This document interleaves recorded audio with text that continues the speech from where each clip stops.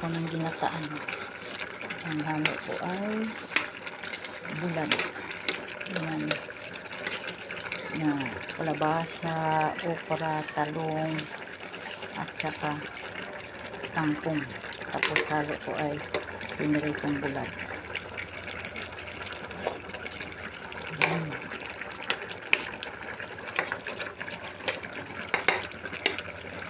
Okay na, kunting iniin na lang. Mga tira-tirang bulad na pinirito.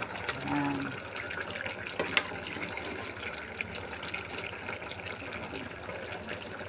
Naluto na lang, kunting iniin na lang.